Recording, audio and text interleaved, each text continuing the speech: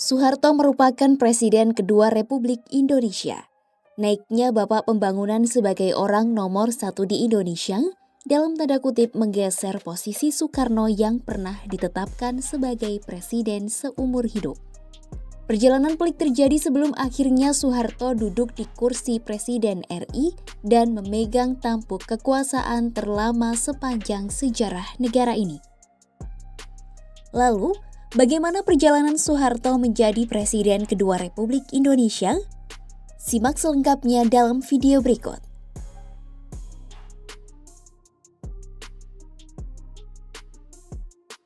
Mengutip laman Perpustakaan Nasional RI, Soeharto lahir di Kemusuk, Yogyakarta 8 Juni 1921. Lahir dari keluarga sederhana, ayahnya bernama Kertosudiro, merupakan petani yang juga menjadi pembantu lurah dalam pengairan sawah desa. Sementara, ibu Soeharto bernama Sukira. Saat duduk di kursi sekolah dasar, Soeharto sempat pindah dari SD Puluhan Godean ke SD Pedes di Kemusuk Kidul. Sang ayah lalu memindahkannya ke Wuryantoro dan dititipkan di rumah adik perempuan Kertosudiro. Beranjak dewasa, ia melanjutkan pendidikannya di Sekolah Bintara Gombong, Jawa Tengah pada 1941. Soeharto lalu resmi menjadi anggota TNI pada 5 Oktober 1945. 2 tahun kemudian, ia menikah dengan Siti Hartina Putri Pegawai Mangkunegara.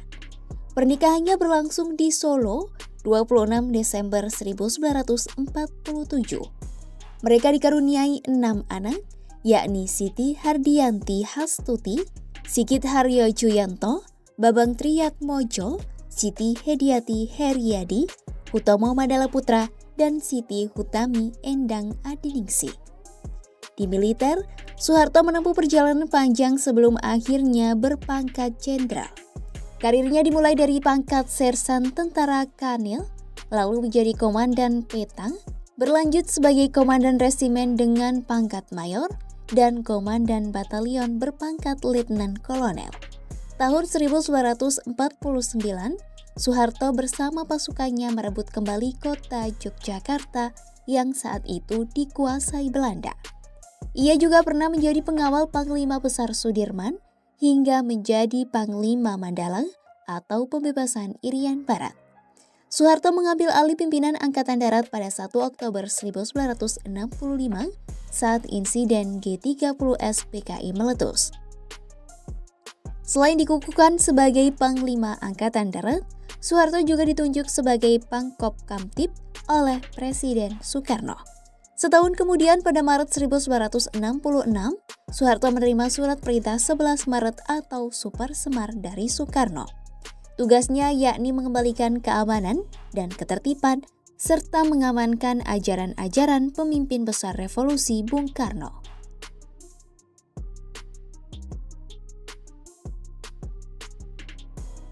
Super Semar menjadi langkah awal Soeharto duduk di kursi Presiden RI. Perjalanan Soeharto menjadi presiden berawal dari kekacauan yang terjadi dalam peristiwa G30S. Saat itu pada 30 September hingga 1 Oktober 1965, terjadi peristiwa G30S yang dikenal sebagai peristiwa penculikan dan pembunuhan terhadap sekelompok jenderal TNI Angkatan Darat. Saat peristiwa terjadi, Soeharto menjabat Pangkostrat dan ditunjuk Presiden Soekarno sebagai Pangkop Kamtib. Peristiwa G30S menewaskan 7 jenderal dan kondisi ekonomi membuat situasi dalam negeri bergejolak. Kekuasaan Presiden Soekarno yang dianggap memiliki kedekatan dengan Partai Komunis Indonesia dituding sebagai dalang G30S. Puncak ketegangan terjadi pada 11 Maret 1966 saat mahasiswa melakukan demonstrasi besar-besaran yang didukung oleh sebagian anggota militer di depan Istana Negara. Melalui 3 jenderal, Soeharto menitip pesan dan meminta Presiden Soekarno memberikan surat perintah untuk mengatasi keadaan apabila diberi kepercayaan. Lalu, Presiden Soekarno mengeluarkan surat perintah 11 Maret atau Super Semar pada 11 Maret 1966.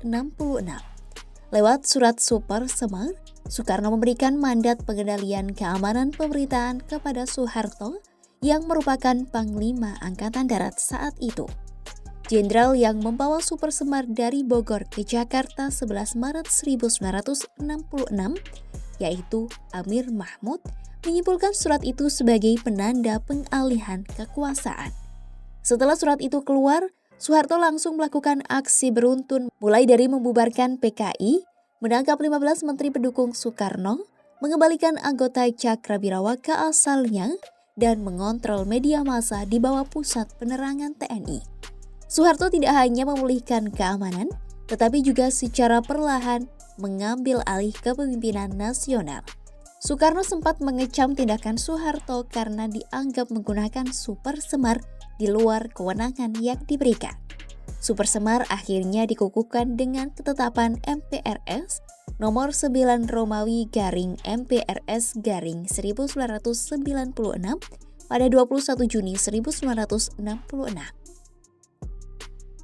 Penetapan ini membuat Presiden Soekarno tidak bisa mencabut aturan tersebut. Super Semar menyebabkan kedudukan Soekarno sebagai Presiden RI semakin tergerus, sementara posisi Soeharto kian menguat sebab terjadinya dualisme kekuasaan dalam tubuh pemerintahan. MPRS lalu melakukan sidang untuk mengoreksi sejumlah penyelewengan hingga pertanggungjawaban Soekarno soal peristiwa G30S.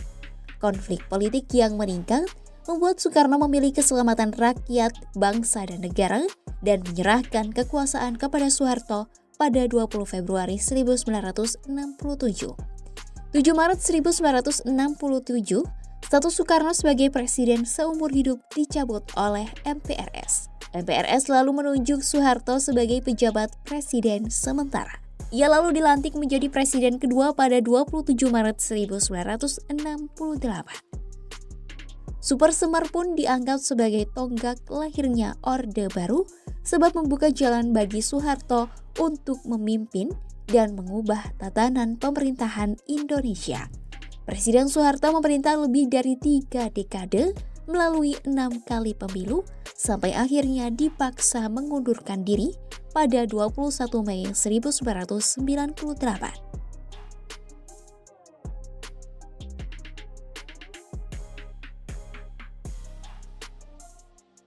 Presiden kedua RI Soeharto memperoleh gelar pahlawan nasional Senin 10 November 2025. Penganugerahan ini diberikan setelah 3 kali nama Soeharto diusulkan untuk memperoleh gelar pahlawan. Pengumuman penganugerahan gelar ini disampaikan langsung oleh Presiden Prabowo Subianto dalam upacara di Istana Negara.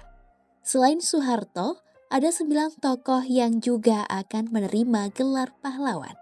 Mereka adalah Abdurrahman Wahid, Jenderal Besar TNI Soeharto, Marsina Mohtar Kusuma Atmaja, Hajar Rahma El Yunusia, Jenderal TNI Purnawirawan Sarwo Edi Wibowo, Sultan Muhammad Salahuddin, Syekhona Muhammad Khalil, Tuan Ronda Haim Saragi, dan Zainal Abidin Syah.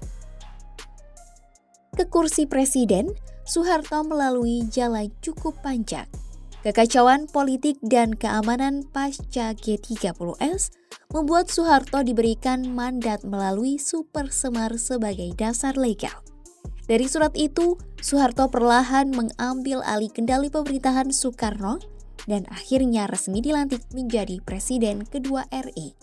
Peristiwa ini pun menjadi awal lahirnya rezim Orde Baru dengan Soeharto memerintah Indonesia selama lebih dari 3 dekade. Simak terus update berita-berita menarik lainnya hanya di kanal YouTube Kompas.com. Download Tribun X sekarang, menghadirkan lokal menjadi Indonesia.